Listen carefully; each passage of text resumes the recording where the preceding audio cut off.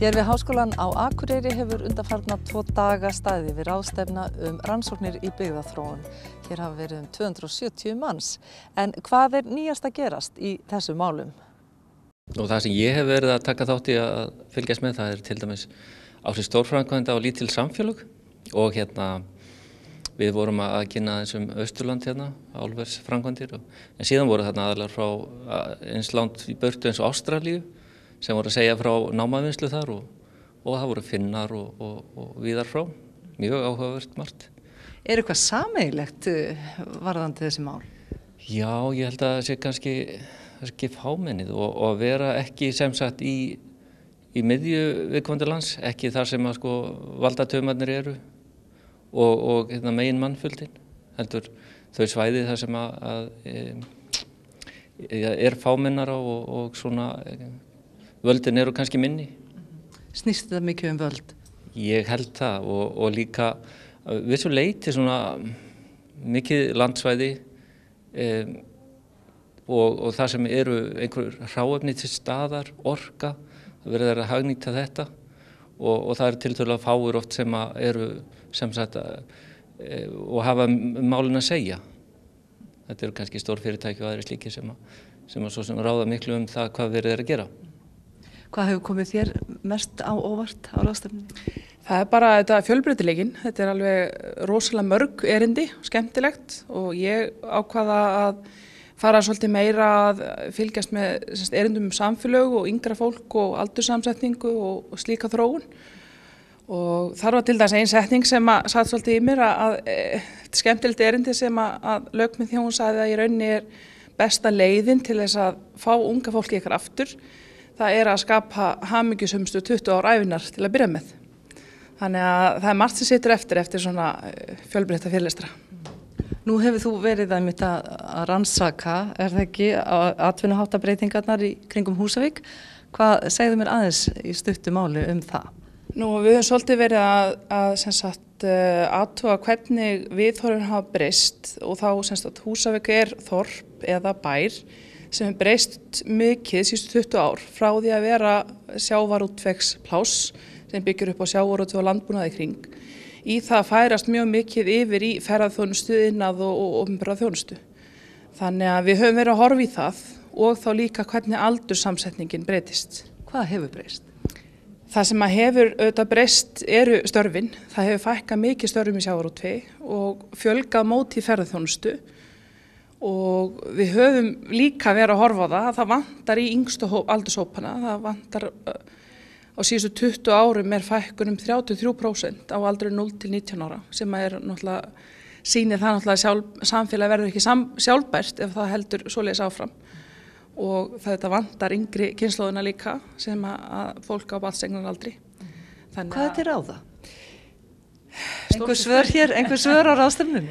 Stórt þessu burt, já, til dæmis það að skapa hamingjusömstu 20 ára ævinar. En svo er líka fjölbreytileiki starfa. Það er það sem að unga fólki leggur mikla áherslu á. Það er fjölbreytileiki. En það hefur líka sýnt sér svolítið að fjölskyldutengsl eru að kalla unga fólki tilbaka. Og svo höfum við allavega eins og hjá þekkingarnetinu lagt svolítið upp úr því að fá til okkur háskólanema til starfa á sumrin til þess að reyna að lokka það aftur heim. Þannig að það er ýmislegt þetta að gera. Ég tek eftir hún notar orðið lokka. Harmaði þess? Já, þegar er fækkun í samfélaginu, þá þarf maður að nota aðferðir til þess að lokka, höfuðborgarsvæði lokkar, stærri byggðir lokka, fjölbreytta atvinnutækifæri. Þannig að stundum þarf maður að leggja öngul, það er svoleiðis. Þú veist margt og mikið Austurland og þær breytingar sem urðu samfara álverinu. Hverjar eru þær helstar? Já, við vorum að skoða álversframkvæmdirnar og virkjanaframkvæmdirnar á sínum tíma. Aðalega meðan var verið að byggja álverið og virkjunina, þannig að milli 2004 og 2010. Síðan höfum við minna skoðað eftir það. Auðvitað fjölgaði talsvert á svæðinu og mest á miðsvæðinu.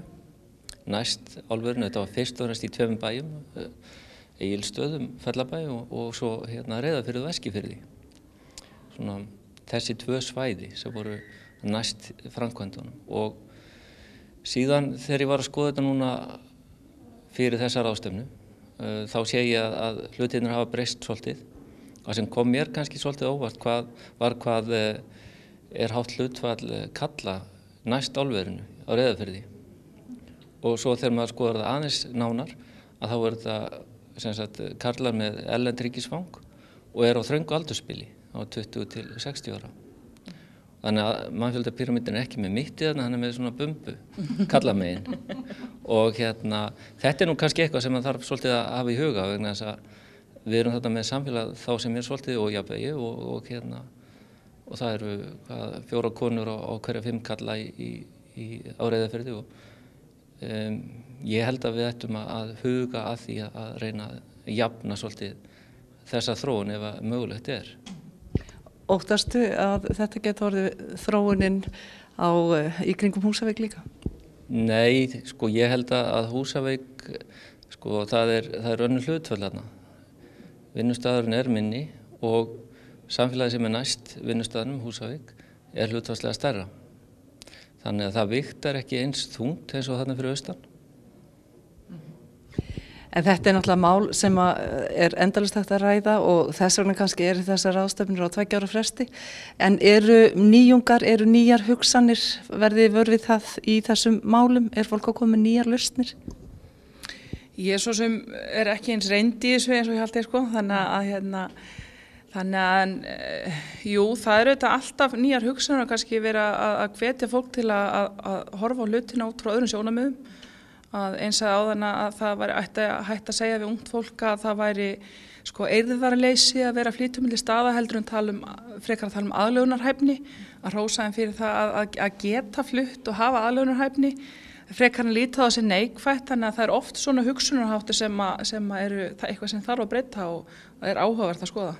Það er kannski eitt sem þurfti að fara að huga, að tala meira við unga fólkið heldur en að tala um það. Og svo er eitt sem ég hef nú svolítið verið að horfa á og það er til þess að bæta aðgengi að því hún talaði sko að það væri gott að hafa aðgengi að nútíma lífinu. Unga fólki vildi hafa þjónustu, vildi hafa fjölbreytt. Ein leið til þess er að bæta samgöngur til dæmis og gera þess vegna sko svona stærra svæði að svona starrænni heild. Þannig að það sé að sækja sér vinnu þá daglega inn á einhvern annan stað og þannig bæði auka fjölbreytnina og aðgengið og í raun búa til bara fjölmennara svæði.